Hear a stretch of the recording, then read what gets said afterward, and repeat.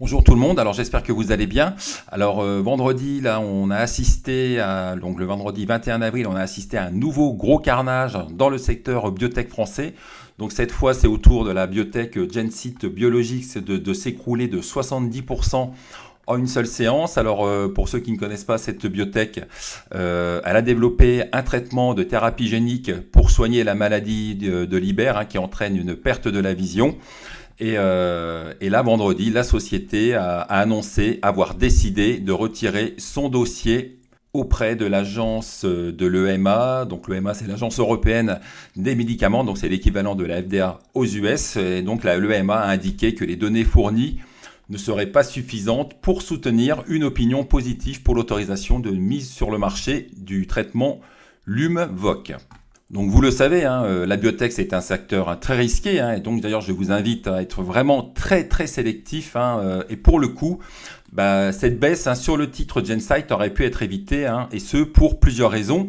La première raison, c'est que cette société a toujours eu une communication, on va dire, un peu excessive. Généralement, les sociétés qui communiquent beaucoup pour ne rien dire, ou parfois la communication n'est pas très claire, toujours une volonté de trop en faire, de trop communiquer, ou souvent pour nous servir du réchauffé, il faut s'en méfier. Et puis surtout, vraiment la chose la plus importante, c'est que la FDA avait demandé un nouvel essai clinique début 2022. La société l'avait annoncé le 18 janvier 2022. On le voit à la fin.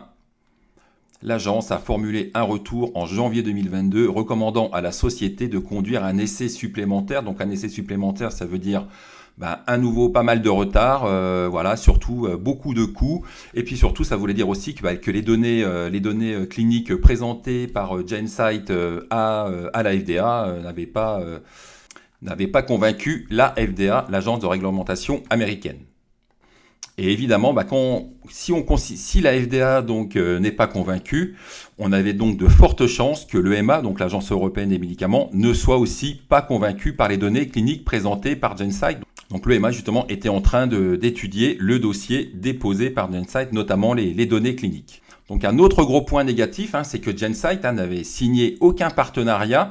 Ce qui signifie en fait tout simplement que cette biotech, que leur technologie de thérapie génique n'avait séduit personne, n'intéressait aucune pharma, et à partir de là, c'était aussi pour moi, on va dire, un red flag qui n'incitait pas à investir dans la société Gensight. Alors après, vous allez me dire, c'est toujours facile de dire ça après coup, mais si vous faites le tri entre les sociétés qui ont des partenariats et les autres, ça va vous permettre d'éliminer vraiment un paquet d'aubes dans le secteur biotech. Alors personnellement, moi ça fait 18 mois que je suis à l'écart de cette biotech. Je l'ai expliqué à plusieurs reprises à mes abonnés via des newsletters, je crois, ou 4 ou 5 reprises. D'ailleurs, ce qui suivra à la fin de cette vidéo, c'est des extraits de ces newsletters. Je crois que les premières où j'étais vraiment à l'écart, elles datent de 18 mois. Alors après, être à l'écart d'une biotech, ça veut pas dire qu'on ne peut rien faire dessus, mais moi ça ne m'a pas empêché de trader le titre. Donc j'avais envoyé quelques trades via l'offre premium. D'ailleurs, il y a quelques trades là que vous voyez. Mais par contre, dans une optique moyen terme, voire ou même en optique de swing, on n'était jamais à l'abri d'une mauvaise nouvelle. La société avait pris aussi beaucoup de retard puisque son partenaire n'arrivait pas à produire des lots pour lancer une nouvelle étude aux États-Unis. Et maintenant, une fois qu'on a dit tout ça, qu'est-ce qu'on peut espérer sur cette biotech Gensight suite à cette forte baisse, suite à un écroulement du cours de 70%? Eh bien, moi, je vais vous dire honnêtement, je pense que l'avenir me paraît bien sombre pour cette biotech. Bien sombre dans le sens où ils vont devoir il faut déjà que leurs partenaires parviennent à produire des lots, donc ça va prendre encore du temps, donc du retard.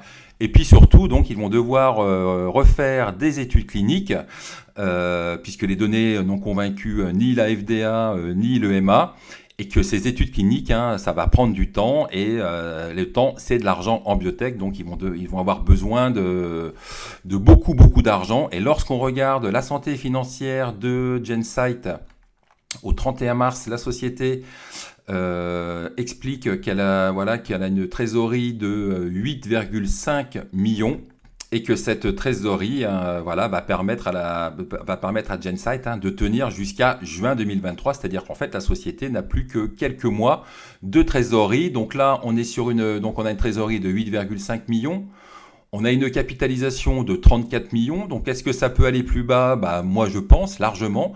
Après je ne suis pas devin, mais en tous les cas, pour moi c'est investir maintenant dans Gensight et se dire le titre a bien chuté, donc ça vaut peut-être le coup de tenter un rebond. Moi ça me paraît hyper risqué au vu justement de cette santé financière. Alors après ils vont peut-être essayer de nous dire, alors je crois que j'ai déjà vu des communiqués comme quoi ils nous parlaient de MMA, ils vont réfléchir à essayer de se faire racheter. Alors là, franchement, au vu de ces données cliniques qui n'ont convaincu aucune agence de réglementation, au vu de ces données cliniques qui n'ont convaincu aucune pharmaceutique, ça me paraît vraiment bien compromis. Alors en y regardant de plus près, on peut même penser que ce sera difficile de démontrer l'efficacité d'une molécule, que ce soit une molécule de Gensight ou d'une autre, pour traiter donc cette maladie, puisque dans le pronostic, on peut voir que certains patients, notamment ceux porteurs de la mutation 14484, connaissent une guérison spontanée partielle, donc ils guérissent seuls, donc sans traitement dans l'année ou les 2 années suivant le début de la maladie. Donc on pourrait très bien imaginer qu'un patient qui a la maladie, à qui on va injecter un placebo, on peut imaginer que dans l'année qui suit, le patient pourrait être traité, pourrait revoir sa vision améliorée. Mais ça serait plutôt une guérison spontanée, mais qui ne serait pas liée à un traitement. Donc je pense que ça va être difficile pour les biotech pour démontrer que c'est leur traitement qui induit donc une amélioration visuelle. Et puis ça sera aussi difficile pour les agences de réglementation d'homologuer ce genre de traitement. Et je rappelle que dans notre formation, justement, on explique quelles sont les précautions à prendre lorsqu'on le souhaite investir en biotech. Donc vraiment, soyez très très prudents avec cette biotech. On est sur une capi de 34 millions. Franchement, je pense. Alors le titre, en plus d'un point de vue technique, il a clôturé au plus bas. Donc vraiment, il faut vraiment être très très prudent. Et là, je pense que l'avenir, en tout cas, moi, je n'investirai pas 1 euro sur cette société. Alors après, peut-être pour faire de l'intraday. Et encore, j'aurais trop peur que le titre soit suspendu en séance. Donc j'espère que cette petite vidéo vous aura plu, vous aura intéressé. Et si c'est le cas, n'hésitez pas à la liker, à la partager et à vous abonner à la chaîne. Et je vous dis à bientôt. Soyez très prudents, notamment sur le secteur biotech français où on a vraiment beaucoup de canards boiteux. Gensight, on savait que rien de nouveau. Tout le monde attendait ses résultats avec impatience, ses résultats cliniques. L'échec de ces résultats cliniques, étant donné que généralement sur les études cliniques, on définit les critères à atteindre, et puis les critères à atteindre, on savait pertinemment qu'ils ne les atteindraient pas. Pourquoi? Parce qu'en fait, Gensight, quand elle fait une injection, donc Gensight, elle soigne des gens qui sont atteints de la maladie de Leber, donc qui perdent la vue. Et Gensight permet à ces gens de retrouver la vue, mais sauf qu'en fait, quand elle devait permettre de retrouver la vue sur un seul œil, par exemple, et là, en fait, elle soigne les 2 yeux, et du coup, les critères définis, c'était par rapport à la différence entre les 2 yeux. On devait faire une différence, il y avait des critères qui avaient retenus pour voir, pour définir une amélioration d'un œil par rapport à un œil qui n'était pas soigné. Mais là, vu que les 2 yeux, voient une amélioration, le critère défini à l'avance n'a pas pu être rempli. Donc après, par rapport à cette étude, je ne sais pas ce que vont en penser les agences de réglementation, mais ça me paraît un peu bizarre, parce qu'en fait, on peut penser, vu qu'ils maîtrisent. Alors apparemment, ils ont réussi à réitérer en fait justement de faire l'injection et de permettre à retrouver la vue sur les 2 yeux. C'est arrivé chez les singes. On s'est rendu compte qu'en fait il y avait une communication entre les 2 yeux. Mais après, qu'est-ce qu'on va en penser la FDA ou le EMA, l'agence de réglementation européenne, puisqu'on peut penser mutation, etc., etc. C'est pas tellement maîtrisé finalement. Donc je suis pas certain qu'ils arrivent à avoir l'aval de la FDA ou l'aval de l'EMA avec cette approche. On verra, mais en tous les cas, c'est vrai quand même, au final, les patients arrivent à avoir une amélioration de leur vue.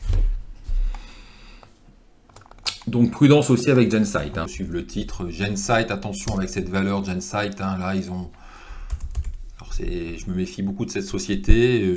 Ça fait longtemps et bon, vu le parcours, bon, en même temps toutes les bibliothèques ont été vendues, mais là celle-là pour le coup c'est vraiment largement justifié, puisque là ils doivent refaire une phase 3, enfin ils doivent faire une phase 3 aux États-Unis, étant donné qu'en plus leur phase 3 en Europe c'était des résultats plutôt très mitigés.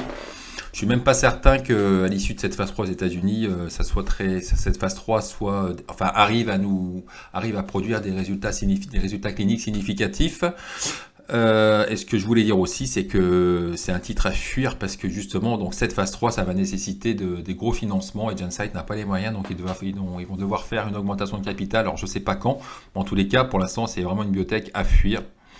Voilà. Gensight, c'est une biotech maintenant qui est devenue dangereuse puisque voilà, ils ont peu de trésor, ils doivent faire une augmentation de capital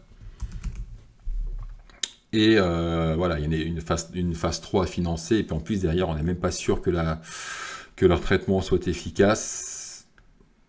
Donc ouais, là le titre est un peu, on va dire, il est un peu à la ramasse. Mais dans l'immédiat, de toute façon, moi je suis à l'écart de Gensight. Puis Gensight, d'un point de vue fondamental, je vous dis, dangereux. Par contre, Gensight, je trouve que c'est du grand n'importe quoi, cette nouvelle recommandation sur Gensight, sachant que la société, donc la FDA, leur a demandé de refaire une nouvelle phase 3, que Gensight n'a pas les moyens de financer cette phase 3, que leurs résultats ont toujours été assez discutables, et que là, en fait, l'argument de Gensight, l'argument d'investir pour acheter du Gensight, c'est que Gensight a déposé un dossier auprès de l'EMA qui pourrait avoir l'autorisation, etc., etc. L'EMA, c'est l'agence de réglementation des médicaments pour l'Europe. Donc c'est vrai qu'ils sont quand même moins sévères que la FDA. Mais après, voilà, franchement, donc ça peut spéculer là-dessus, mais je tire que... passer à l'achat sur le fait que la société pourra avoir un traitement homologué par le EMA, ça me paraît vraiment très très risqué, surtout après les déclarations de la FDA et les résultats qui ont été publiés par Gensight. Je voulais vous parler d'une formation que j'ai mis en place avec Tim Kaliyev. Donc Tim qui est passionné de biotech, qui a une bonne expérience. À nous deux, on a 25 ans d'expérience dans la biotech. Et justement, voilà, on avait plein d'idées en tête. On a voulu mettre poser toutes nos idées, toutes nos astuces, tous nos petits trucs, toute notre expérience dans une formation qu'on a, voilà, on a mis plusieurs mois à l'élaborer. Et voilà, c'est une formation donc biotech qui vous permet de trouver les potentielles pépites, de bien sélectionner. Dans cette formation, vous trouverez tous les critères qui nous permettent de bien sélectionner les biotech. Alors bien sûr, on n'est jamais à l'abri de déceptions dans la biotech. C'est vrai qu'il y a dans les déceptions en bourse, il y en a toujours. Mais c'est vrai que dans la biotech, il faut le reconnaître, il y a encore plus de déceptions. Donc c'est un secteur qui est risqué. D'ailleurs, moi, ce que je dis souvent, c'est de consacrer une toute petite partie de son portefeuille sur le secteur biotech. Et puis donc dans cette formation, il y a vraiment beaucoup de choses. On a vraiment tout mis dedans. Toute notre expérience aussi, bien sûr, plein de petits trucs concernant le management.